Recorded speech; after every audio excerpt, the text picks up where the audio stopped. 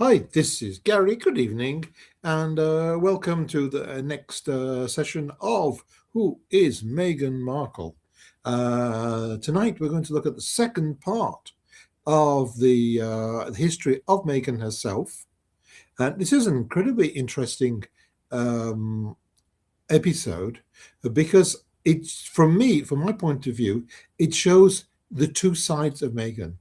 It shows the cold, nasty predator, and also it shows a more generous side. That's just my computer telling me that things are loading up here.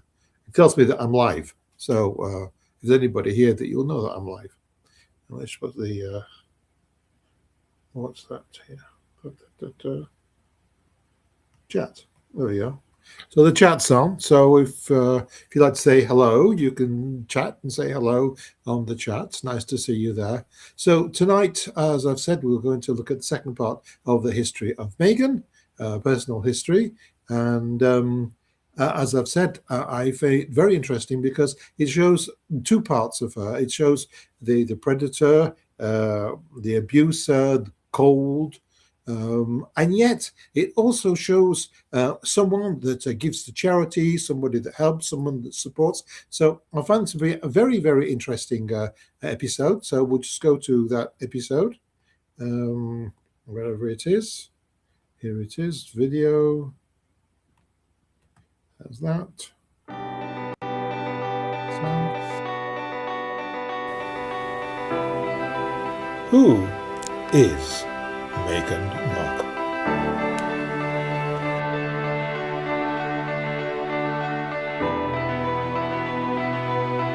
Hi, this is Gary, your friendly neighbourhood psychologist, psychotherapist, looking at Who is Meghan Markle? So this week we are completing a look at her own history. The beginning of her acting career, her first marriage to Trevor, a divorce from Trevor, not a pretty story from my point of view, already said that, and of course her meeting and marriage to Harry. So from 2004 to 2005, she taught calligraphy, bookbinding and gift wrapping at the upscale stationery retailer Paper Source in Beverly Hills while auditioning for roles. Now, this is interesting because nowhere does it talk about her studying calligraphy, although she used the calligraphy in one of her film roles. Now, bookbinding, she taught bookbinding, but where did she learn bookbinding? Gift wrapping, okay, that's something you could sort of pick up. It's not that complicated, but bookbinding is somewhere between an art and a science. It's very technical. So where did she learn these things? And this is something that interests me, just like her mother, who taught jewelry making and things like that. It's that I don't know if they studied these from books or where they have learned these crafts, but to go to the point where you are teaching a subject in which there is absolutely no history of them actually learning this subject in any formal way fascinates me. Now, perhaps it's just the incredible intelligence of these two women, but it fascinates me they are capable of working in these businesses and teaching despite not having any formal training in these subjects. Maybe they did. If they did, and you know, please let me know. Then, between 2006 and 2011, she worked as a freelance calligrapher and had some small acting roles. And in 2004, she meets Trevor Engelson, who we'll talk about quite soon because she married him. The next chapter is her marriage to him, and further along, he also appears as one of Meghan's men. So we'll definitely talk about that in the future. So, after that, between 2004 and 2010, she worked as an actress. She also carried on doing this bookbinding and calligraphy and stuff to keep working and to earn some money. And not surprisingly, one of her first jobs was in the series General Hospital in 2002, even before she graduated, where I'm sure she had lots of contacts from her childhood and knew people. So it wasn't so unlikely that she got a small part there. it wasn't that complicated for her, who was also graduating in acting. Over the next decade, she had numerous minor TV appearances. Century City in 2004, The War at Home 2006, CSI New York 2006 also, Deal or No Deal 2006-2007 as one of the briefcase models. In Beverly Hills 90210 in 2008, she appeared in 2 episodes. Knight Rider 2009, to Without a Trace 2009, Fringe also in 2009 in 2 episodes. In The League 2009 and 2010, she appeared in several episodes as Megan, a bartender. CSI Miami 2010, also she had some supporting roles in a couple of films, some of which were actually produced by her husband at the time, but only a few. Then in 2011 she got a breakthrough in Suits, which is at the same time that she actually got married to Trevor Engelson in Jamaica. Now it's really interesting, this marriage, because what it says is that they had a marriage over multiple days in Jamaica. So it was a big deal. According to my good friend Google, Meghan Markle and Trevor Engelson were married at the Jamaica Inn in Ocho Rio, Jamaica on August 16, 2011.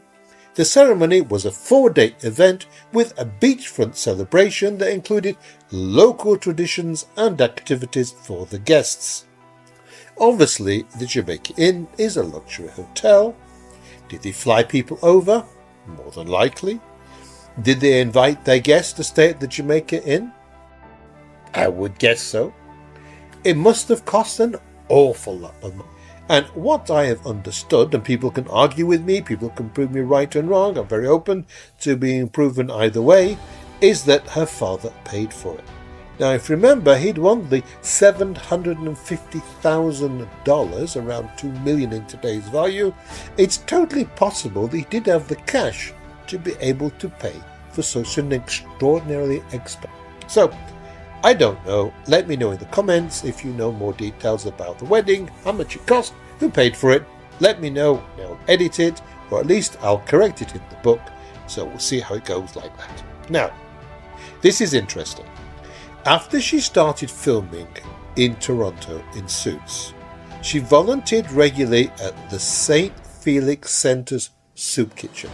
And it says here, during the whole period, from 2011 to 2017, she volunteered at the soup kitchen as part of the community meal service, and she also donated leftover food from the Suits set. And on one Thanksgiving, she brought all the food, including turkeys and the trimmings, the full meal setup for over 100 people served by the St. Felix. Also, it seems she undertook volunteer work incognito. Meghan volunteered wearing casual clothes and even a baseball cap to remain low-key. People have shared previously unseen photos from her volunteering here. Now that's something that's interesting. It's really important. That's something to be aware of, because it's really, I don't know how much is publicity, but when you're supposed to be incognito, there's not much publicity there. For me, it means something. In May 2014, she launched a lifestyle blog, The Tick, which she kept for a couple of years into 2017. So that was 3 years. It must have been quite successful. Also, in 2014, she served as a counsellor on the One Young World Summit in Dublin, advocating for gender equality and human rights. Well, that's a fact. She did it. In 2015, when she was 34, she addressed the UN's Women's Conference in Beijing, again on gender equality, and again in 2016. She served as a global ambassador for World Vision Canada, and she participated in Rwanda's Clean Water campaign and raising awareness in menstrual health in India.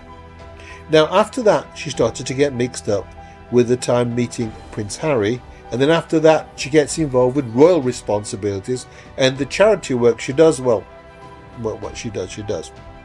I don't know what value that is, because some might be part of who she is a person.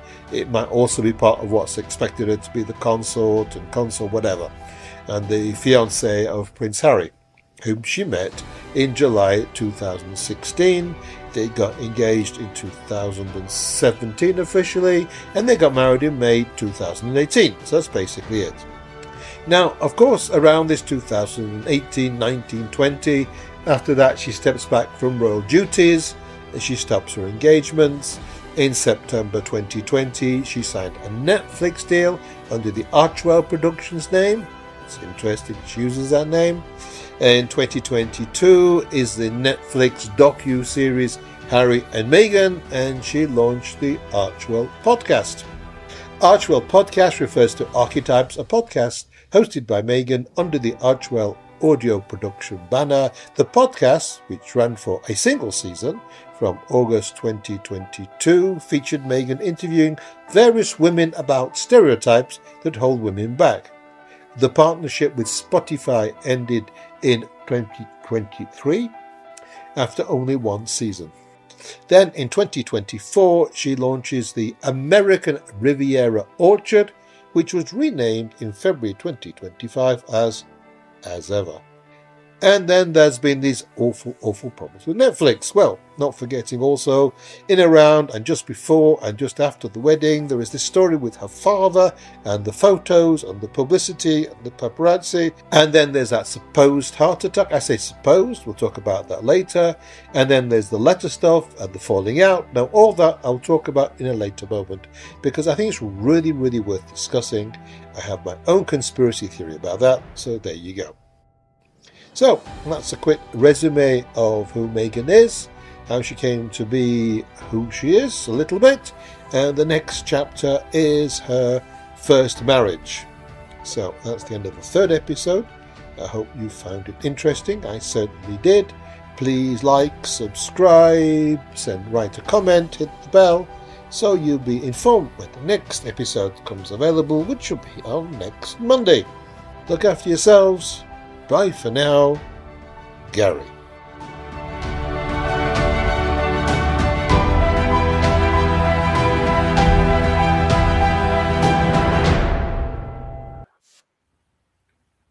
Hi, it's me again. So there's that. I hope you found that interesting. There's one bit that I obviously didn't include, was all the stuff about her marriage to Trevor, which is a whole chapter itself, which is on the next episode. And what is negative about that? Because it's very interesting, because this particular this particular segment is actually quite positive about her. She does an awful lot of charity work. She goes and talks to an awful lot of people to help and support other people. So it's a very, very positive segment in her life. Of course, you spent a bit of time with Suits and being quite successful with that. So it's really something that's really positive. What we don't mention on this one, because it's in the next one, is the fact is that she got involved with Trevor when she was a budding actress, when she was just starting, and he was already a successful producer. You'll see this all next time. I'm just giving you a sort of like an idea of what's going to come. But it's also to show the fact is that there are negative sides to her. Oh, well, most of you know that. But she got involved with Suits, and as soon as she got involved with Suits, she got married with him. Like, I don't know if it was like a thank you or something like that. And then the next year, there was this sort of weird separation and divorce that came basically from her. And I would suggest that she just dumped him. So that's the negative side of it. So there we go. That was this week. Thank you for sharing. It's nice to see there's some people there. You could also give me some comments. Tell me how you think about this. So next Monday, it's going to be Marriage with Trevor, I think. Yeah, more than likely.